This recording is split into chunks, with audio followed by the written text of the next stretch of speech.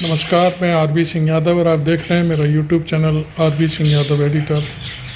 आज दिल्ली के supreme court में वकालत करने वाले भानु प्रताप सिंह एडवोकेट दिल्ली के स्वास्थ्य कर्मियों को लेकर धरने पर हैं कि 10,000 से ऊपर हैं कुछ लोग।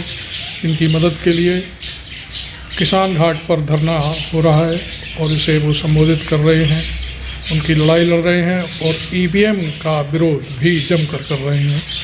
तो आप देखिए एडवोकेट भानु प्रताप सिंह को और उनको सुनिए, जो उनकी आवाज़ बुलंद कर रहे हैं। वो सारे कर्मचारी उनके साथ हैं, इनको निकाल दिया गया है उनकी नौकरी से दिल्ली सरकार ने।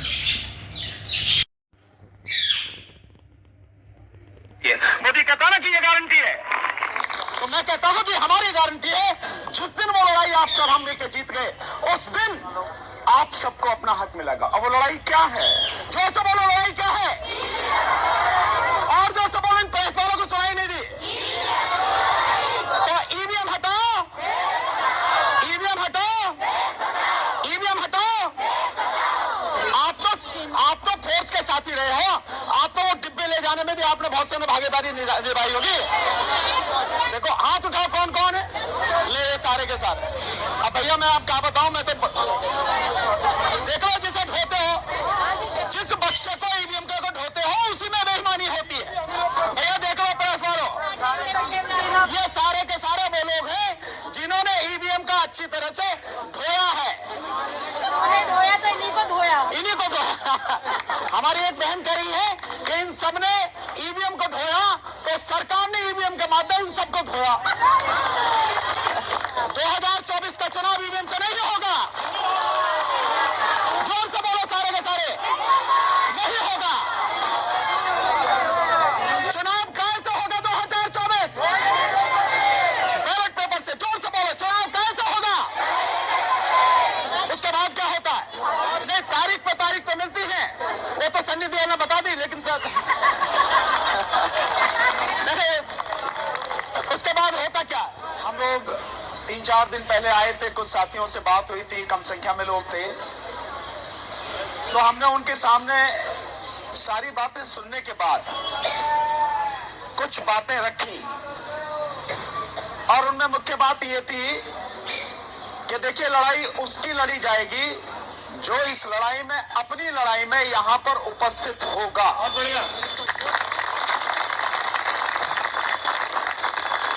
उन्हीं की बात कही जाएगी।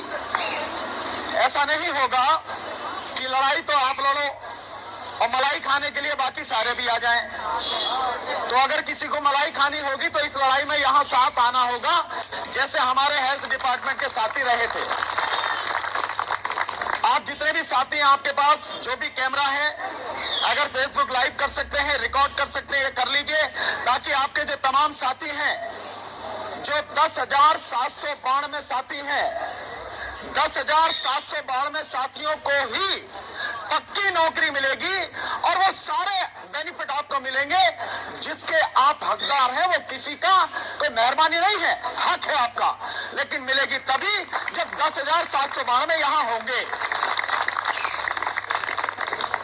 हमने ऐसे ही वहां किया था कि जो लोग आते थे बाकायदा उनकी हाजिरी लगती थी, रजिस्टर में नाम लिखा जाता था, उनका पूरा सब डाटा, और वो भी ऐसे नहीं कि सुबह आ गए, हाजिरी लगाई और निकल गए।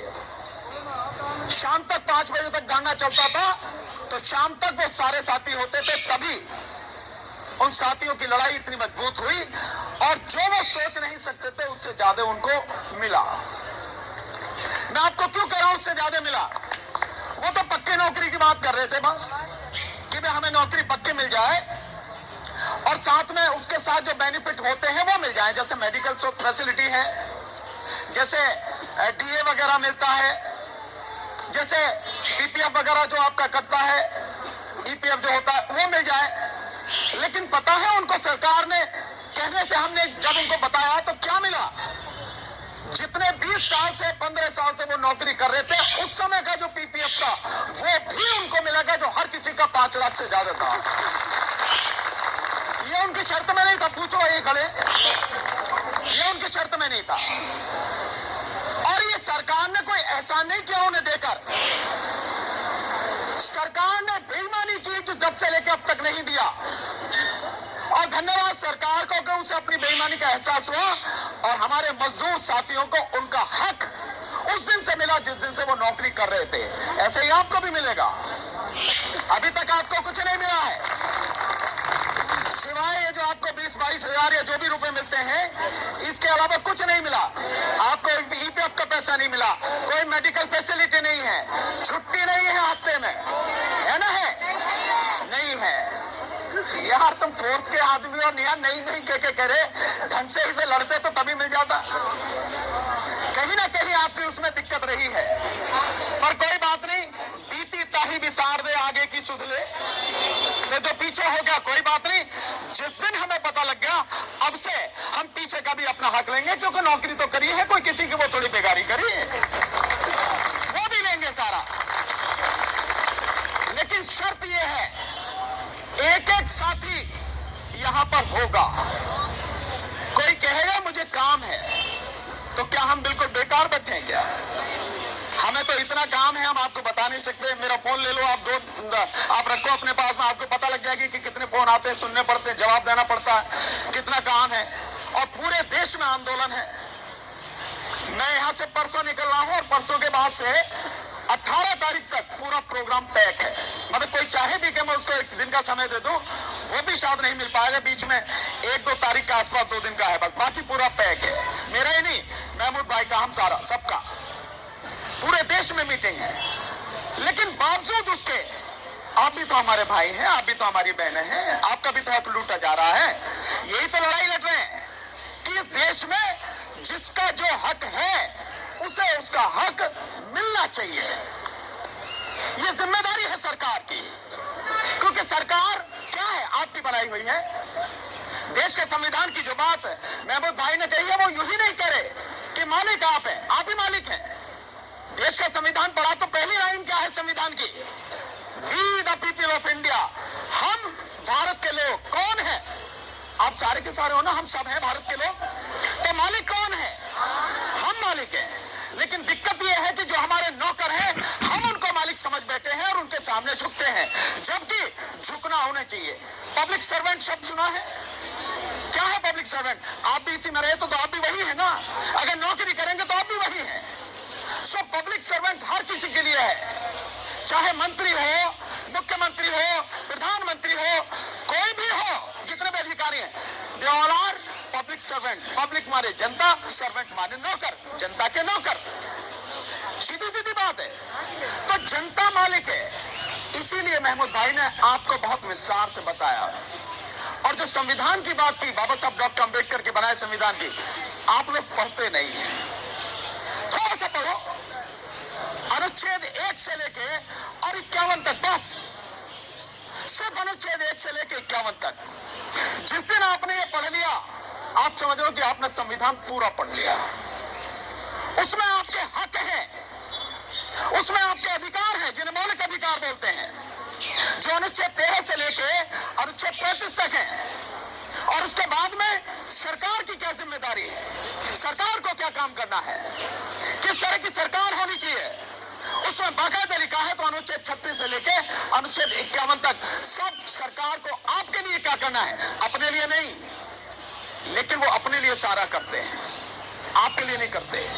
10,700, आप सारे के सारे, आपके पास में कैलकुलेटर है ना, ये मोबाइल जो, कैलकुलेट करके लगाना।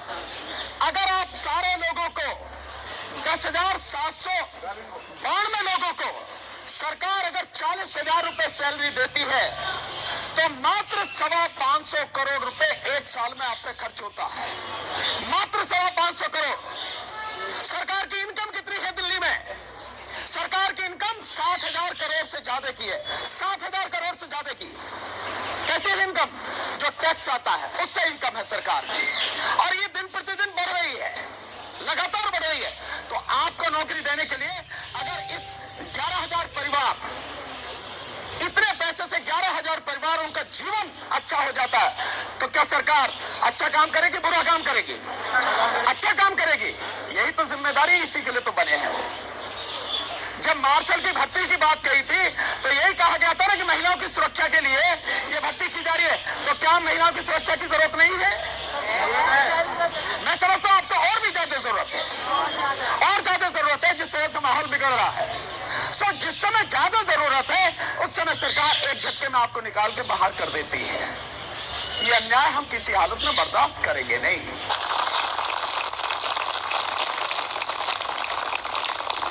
आप तो 10,792 लोग हैं ना, ये तो हमारे डिस्पेंसरी के साथी, इन तो मात्र 585 लोग थे। ये 585 लोग, इन्होंने कितनी जबरदस्त तरीके से धरना दिया मैं बता नहीं सकता। और उसमें मेरी बहनों की संख्या बहुत ज्यादा थी, बहुत जबरदस्त थी। रोज आते थे, सर्दी हो बरसात हो कि कोई भी हो, कभी उन्होंने नागा नहीं किया और लगातार लड़े, जिसका नतीजा ये लोग जीत के आए। 5.5 महीने, 5.5 महीने। और मजेदार बात कि जो 5.5 महीने ये धरने पर बैठे, उसकी भी तनख्वाह इनको मिली। ऐसा नहीं है कि वैसी, क्योंकि धरने पर क्यों बैठे, किसकी वजह से बैठे? सरकार की वजह से। हमारी खुशी थोड़ी, हम तो काम करना चाहते हैं, हम तो काम कर रहे थे। आप लोग 9 साल से लेकर 15 साल 20 साल और जो कुछ साथियों को शायद 25 साल भी हुए, इतने समय से आप काम कर रहे हो। आपका कसूर क्या है, क्यों निकाल दिया गया आपको? कोई कसूर नहीं है। और जिस कानून का सहारा लेकर 1968 के जिस कानून की बात करते हैं, कानून अगर गलत है तो कानून को सही करने की जिम्मेदारी सरकार की है। ये नहीं है कि उसकी आड़ में जो है मजदूरों की गर्दन काट दे, ये सरकार का काम नहीं है। किसान घाट पे दिया जा रहा धरना आपको कैसा लगा, इस पर टिप्पणी ज़रूर करें और भानु प्रताप सिंह को फॉलो करें। मुझे भी मेरे चैनल के साथ सब्सक्राइब करें और आप चाहें तो मुझे ज्वाइन भी कर सकते हैं।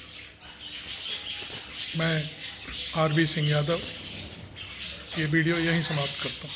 Thank you.